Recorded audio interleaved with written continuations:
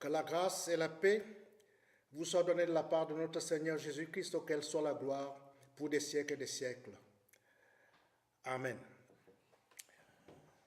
Dans le texte d'aujourd'hui est de Matthieu, l'évangéliste Matthieu, au chapitre 9, les versets 9 à 13. Jésus partit de là. En passant, il vit un homme assis au bureau des taxes et qui s'appelait Matthieu. Il lui dit, « Suis-moi ». Cet homme se leva et le suivit. Comme Jésus était à table dans la maison, beaucoup de collecteurs d'impôts et de pêcheurs vinrent se mettre à table avec lui et avec ses disciples. Les pharisiens virent cela et dirent à ses disciples, « Pourquoi votre maître mange-t-il avec les collecteurs d'impôts et les pêcheurs ?» Mais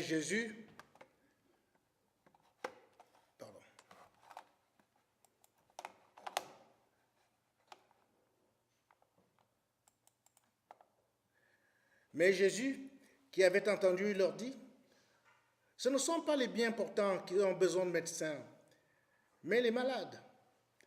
Allez apprendre ce que signifie « Je désire la bonté et non les sacrifices ».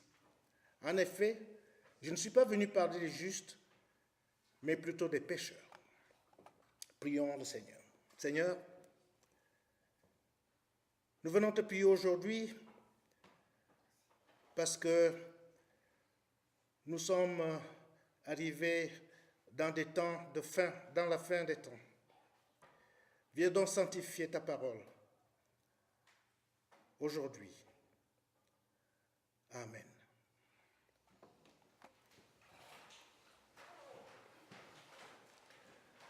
Chers frères et sœurs,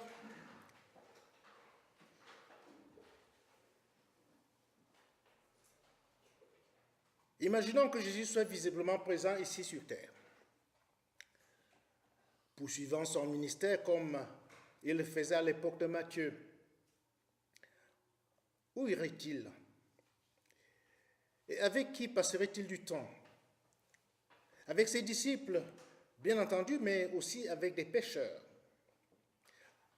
Alors je pense qu'il pourrait bien aller dans un lieu où les homosexuels se rencontrent, ou dans un bois en Île-de-France, ou dans un bar gay, ou peut-être passerait-il du temps avec les revendeurs de drogue, ou avec les prostituées, ou des radicalisés de toute façon. Il ne les inviterait pas. Alors, est-ce que cette pensée nous inquiète? Pensez-vous qu'il n'est pas vraiment correct ou bien séant que Jésus fréquente de telles personnes, ou qu'il devrait plutôt s'occuper des gens de l'Église comme nous? J'avoue que la question est quelque peu inquiétante. Quelques-unes des personnes me semblent être des victimes. Par exemple, une jeune femme qui est devenue accro aux drogues. Elle est accro aux drogues dures et qui, par la suite, se trouve obligée de vendre son corps pour se payer des drogues dont elle ne peut pas se passer. Je peux avoir de la compassion pour elle. Une telle personne, par contre, j'ai du mal à compatir au choix d'un homme qui a rejeté Christ.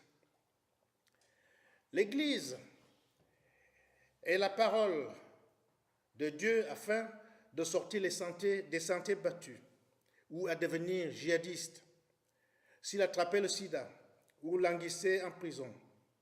Alors je serais tenté de dire qu'il a reçu ce qu'il méritait. Le fait qu'il périsse physiquement et spirituellement n'aurait pas beaucoup d'importance. C'est pourquoi, chers amis, vous et moi, nous avons tous besoin de nous coltiner les paroles de Jésus. Allez apprendre ce que signifie « je désire la bonté » et non les sacrifices. En effet,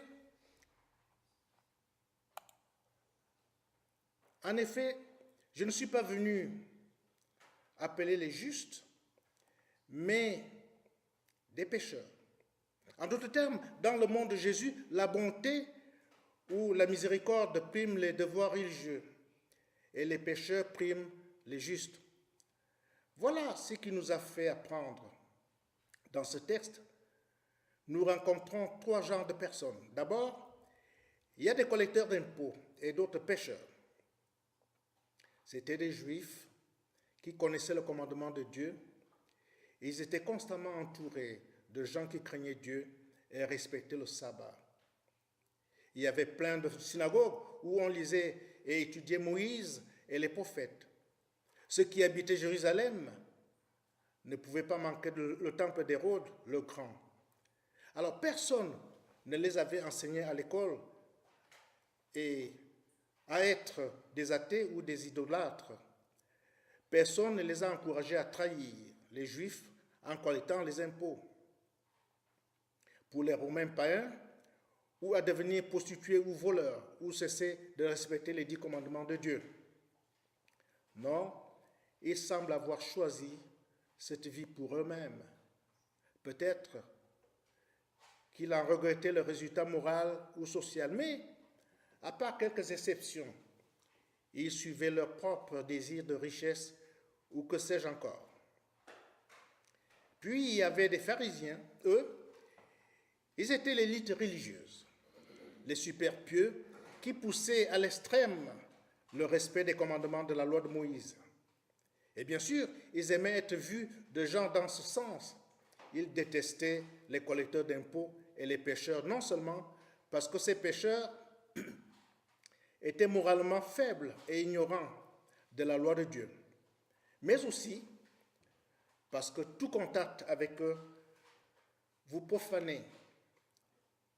Ces gens vous contaminaient de leurs péchés, vous rendant moins agréable à Dieu et éternissez votre image. Alors les pharisiens évitaient donc les collecteurs d'impôts et les pécheurs. On ne devait pas les fréquenter, surtout ne pas manger avec eux. Alors, chers frères et sœurs, avant de penser que les pharisiens devaient être de grands snobs, mettons-nous dans leur situation, car ils ne savaient pas comment changer les pécheurs. Le pharisien ne pouvait que rappeler aux pécheurs son devoir d'accomplir toute la loi de Moïse et la tradition de ses ancêtres. Il n'avait pas de vrai message de pardon, il n'avait pas de vrai message de miséricorde et de nouvelle vie. Il devait dire aux pécheurs, secoue-toi un peu ou abandonne la partie. C'est donc comme ça que la croyance des hommes, du coup, ils s'attendaient à ce que Jésus, la troisième personne dans ce récit, fasse de même. Mais Jésus ne faisait pas comme eux. Après le sermon sur la montagne, un résumé de beaucoup de l'enseignement de Jésus, Matthieu raconte une série de ses miracles. Car Jésus, sur la montagne, guérit les lépreux. Le serviteur d'un Romain, la belle-mère de Pierre, 2 hommes possédés d'un démon, un paralysé, 2 aveugles et un homme muet, et il ressuscite une fillette. Donc, chers amis, au milieu de tous ces miracles, Jésus appelle Matthieu, le collecteur d'impôts, un traître à le suivre. Puis il mange avec Matthieu et d'autres pécheurs d'ailleurs. Dans tout cela, nous voyons Jésus guérir et servir les gens qui sont à marge de la société juive. Souvent, les gens de mauvaise réputation, privés de position et de pouvoir public. Les pharisiens, eux, ne pouvaient pas faire de miracles. Mais ce n'était pas là le problème. Le problème était que les pharisiens voulaient empêcher Jésus de faire tout cela. Pourtant, Jésus pouvait toucher les lépreux et les morts sans en être contaminé. Il pouvait chasser les démons sans conséquence pour lui-même. Et il pouvait passer du temps avec les pécheurs.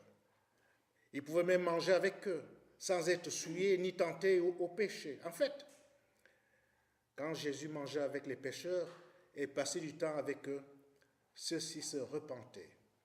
Néanmoins, les pharisiens ne pensaient pas que ce soit juste que Jésus côtoie Matthieu et d'autres pécheurs. Ils avaient même oublié que Dieu faisait tout pour sauver les hommes, que même sa loi avait pour but notre salut. Alors du coup, les actes de Jésus pour sauver les hommes et les réconcilier avec Dieu dépassaient les pharisiens. Alors, Jésus leur cite le prophète Osée qui a dit « Allez apprendre ce que signifie « Je désire la bonté » et non les sacrifices. » Alors, chers frères et sœurs, la faute des pharisiens, une faute facile à faire, et qu'ils s'imaginaient que Dieu accordait plus de valeur à l'accomplissement de la loi qu'à la bonté, et alors plus d'importance aux justes qu'aux pécheurs. Mais ils avaient tort. C'est pourquoi Jésus leur dit plus tard, « Malheur à vous, spécialistes de la loi et pharisiens hypocrites, parce que vous versez la dîme de la menthe, de l'ânette et du cumin, et que vous laissez ce qui est de plus important dans la loi. Ce qui est plus important, c'est la justice, la bonté et la fidélité. C'est pour cela qu'il fallait pratiquer sans négliger le reste. Allez donc apprendre ce que signifie « Je désire la bonté » et non les sacrifices. En effet, je ne suis pas venu appeler les justes, mais je suis venu appeler les pécheurs. Voilà donc tout le programme de Jésus. Et puisque c'est ça son programme, il doit aussi être le nôtre, à l'exemple de Jésus, parce que nous sommes son corps. Nous devons accorder plus de valeur à la bonté qu'à l'accomplissement de nos devoirs religieux. Et aux pécheurs qu'aux justes, chers amis, qu'en pensez-vous? Si un homme a 100 brebis et que l'une d'elles se perde, ne laisse-t-il pas les 99 autres sur la montagne pour aller chercher celle qui s'est perdue? Et s'il la retrouve, je vous le dis en vérité, il en a plus de joie que des 99 qui ne sont pas perdus. Alors pourquoi la bonté prime-t-elle notre piété? Parce que la bonté est la compassion et l'amour de Dieu qui le poussent à chercher les pécheurs. Dieu nous appelle et nous déclare juste à sa bonté, et non pas à cause de notre bonne conduite, car notre conduite n'est jamais parfaite et jamais la cause de l'amour de Dieu pour nous. Donc la triste réalité est que nous sommes tous pécheurs. Personne sera condamné, considéré comme juste sur la base des œuvres de la loi. Du coup, Jésus est venu non pas pour appeler les justes, parce qu'il n'y en a pas. Aucun homme n'est juste, mais il est venu pour s'occuper des pécheurs comme nous, c'est-à-dire nous-mêmes. Et cela, grâce à sa bonté. La bonté est donc synonyme de l'amour et de la grâce. Les trois sont immérités et cause de notre salut. Alors, quelque part dans le passé, vous ou vos parents ou ancêtres avez rencontré la bonté de Dieu. Vous avez appris que Jésus est venu pour enlever le péché du monde, pour nous faire passer de la mort à la vie. Donc, en effet, Dieu lui-même a tant aimé le monde qu'il a donné son Fils unique afin que quiconque croit en lui ne périsse pas, mais ait la vie éternelle. Dieu, en effet, n'a pas envoyé son Fils dans le monde pour juger le monde, mais pour que le monde soit sauvé par lui. Le programme donc de Dieu est de sauver l'humanité. Et chacun de nous, sans exception, est de ne pas nous rendre ce que nous avons mérité. Il ne faut pas oublier cette vérité en nous imaginant que Dieu se soucie principalement de notre piété, comme si nos accomplissements nous lui recommandaient.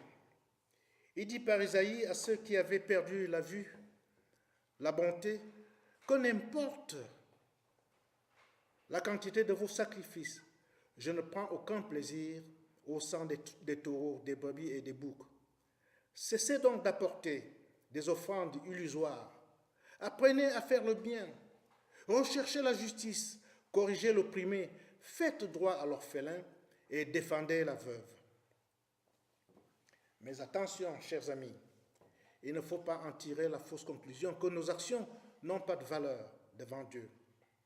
Jésus a dit également Ceux qui me disent, Seigneur, Seigneur, n'entreront pas tous dans le royaume des cieux, mais seulement celui qui fait la volonté de mon Père céleste. Alors l'expérience de la bonté de Christ crée en nous la foi. Et la foi, sous la direction de l'Esprit Saint, nous fait vouloir accomplir la volonté de Dieu. Chers amis, nous voulons donc faire ce que Jésus nous a enseigné, afin de ne pas tromper et perdre la foi, ou plutôt, afin de ne pas perdre la bonté imméritée de Dieu.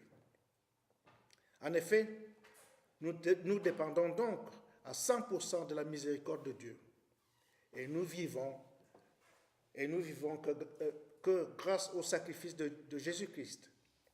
Car il est mort pour tous, pour la prostituée, pour l'athée et la radicalité.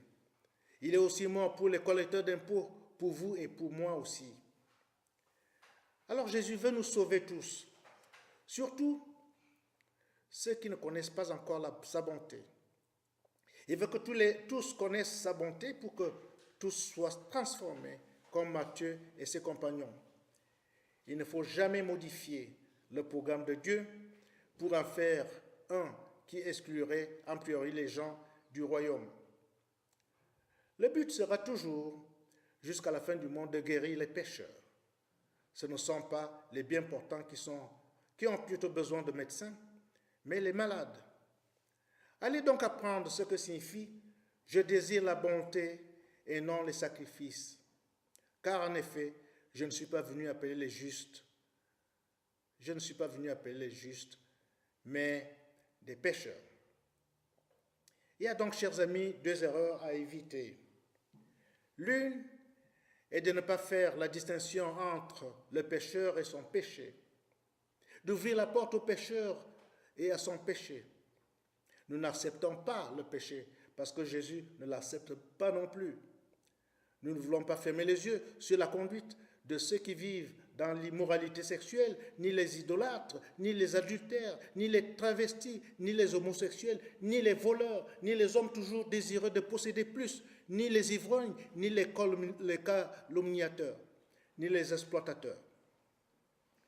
Pour en citer Paul, mais nous accueillons à bras ouverts ceux qui ne sont pas repentis de telles choses, qui ont été baptisés et déclarés justes au nom du Seigneur Jésus. La porte est grande ouverte aux pécheurs pénitents. Alors à vous et à moi, en fait, nous leur faisons signe d'entrée, mais qui n'abandonnent le péché à la porte. L'autre erreur est de devenir semblable, chers amis, aux pharisiens, c'est-à-dire de fermer notre porte aux pécheurs et de ne jamais franchir la leur. Jésus lui-même est allé avec ses disciples pour manger chez Matthieu avec ses invités. Alors, comme Jésus était à table dans la maison, beaucoup de collecteurs d'impôts et de pécheurs vinrent se mettre à table avec lui et avec ses disciples. C'est ici, chers amis, un programme d'évangélisation simple et agréable. Alors, comme Jésus, nous pouvons et nous devons aller auprès des hommes et des femmes perdus. Nous devons aller auprès de l'escroc. Nous devons aller auprès du meurtrier, de l'adultère, de l'homosexuel, de la prostituée et de la femme qui a avorté son enfant. Non pas pour faire comme eux, mais pour leur parler de la bonté de Jésus-Christ. Allez donc apprendre ce que signifie « je désire la bonté » et non les sacrifices. En effet, je ne suis pas venu appeler les justes, mais les pécheurs. Chers amis, dans le monde de Jésus, la bonté ou la miséricorde prime sur les devoirs religieux et les pécheurs priment sur les justes. Apprendre cette vérité, c'est recevoir nous-mêmes le don de la vie et c'est le pouvoir de le transmettre à d'autres personnes. Que la paix de Dieu, donc, qui dépasse tout ce que l'on peut comprendre, garde votre cœur et vos pensées en Jésus-Christ pour la vie éternelle. Amen.